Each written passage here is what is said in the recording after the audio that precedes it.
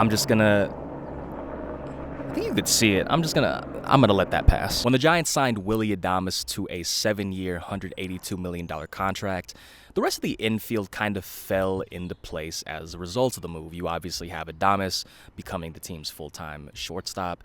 You have Matt Chapman reassuming his position at third base. You have Tyler Fitzgerald sliding over from shortstop to second base, and you have Lamont Wade Jr. over at first base.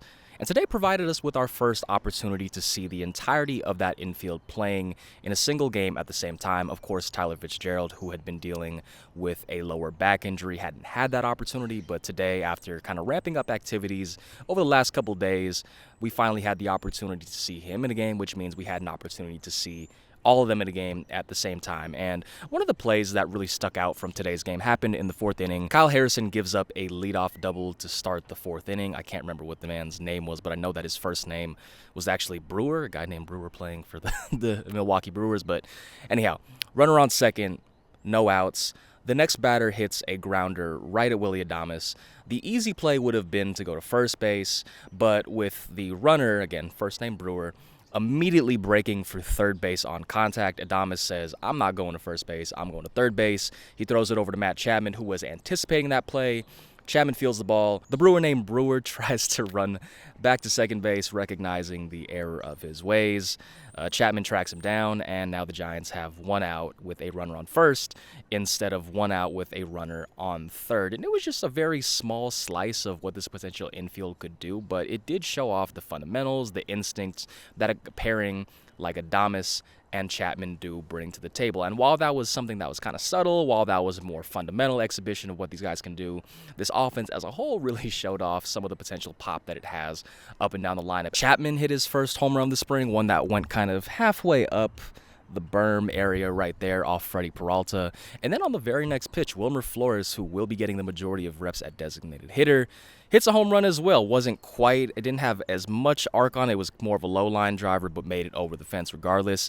Lamont Wade Jr. and Mike Yastrzemski hit their first homers of the spring as well. And it was the first real offensive exhibition for this San Francisco Giants offense over the course of spring training. Over on the mound, we had an opportunity to see 3 of the Giants starters between Logan Webb, Hayden Birdsong, and Kyle Harrison. Harrison and Birdsong, of course, being 2 pitchers who will be in contention for the 5th spot in the starting rotation. We talked about Landon Roop yesterday as well. Webb was responsible for the first 3 innings of today's game, allowing just 1 run, and I believe striking out 4 batters. I don't think he had any walks. The home run that he allowed was on one of those towering fly balls that you think is going to come down at some point, but with the Arizona weather, with the Arizona dryness, whatever the weather conditions are in the state of Arizona, it just never came down and cleared the fences.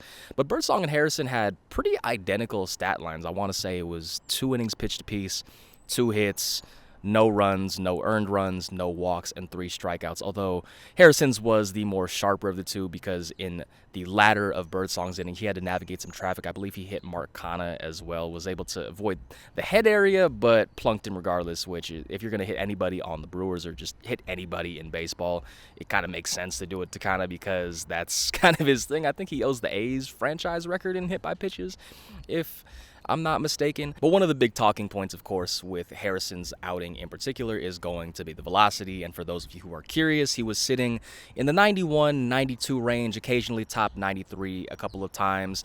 And Harrison had some comments on this, saying that a lot of people talk about the velocity. Admittedly, I have mentioned the velocity on a couple of occasions, but he still is able to generate the swing and miss with his fastball. He said that the analytics back that up. And Melvin added that the velocity that Harrison had today against the Brewers was better than some of the velocity that he had during his bullpen sessions early in the spring. And Harrison was a little off schedule compared to some of the other starters who have appeared in Cactus League games so far. For Webb and Birdsong, this was their 2nd time appearing in games this spring, while for Harrison, this was his first. The absence or the lack of, what are the words I'm looking for?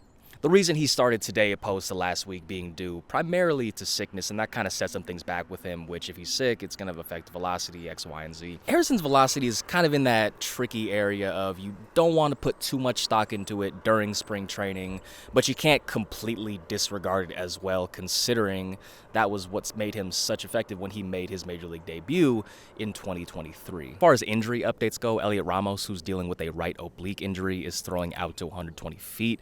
I believe he was scheduled to hit in the cage today, and he should be hitting out on the field sometime this weekend. Backup catcher Tom Murphy, who's dealing with a mid-back disc herniation, has started light rehab activities. Oslevis Basabe is dealing with a right shoulder injury. He won't be throwing for the next 2 to 4 days. And Jake Lamb, who exited yesterday's game due to left quad tightness, will be shut down for the remainder of the weekend and will be re-examined on Tuesday.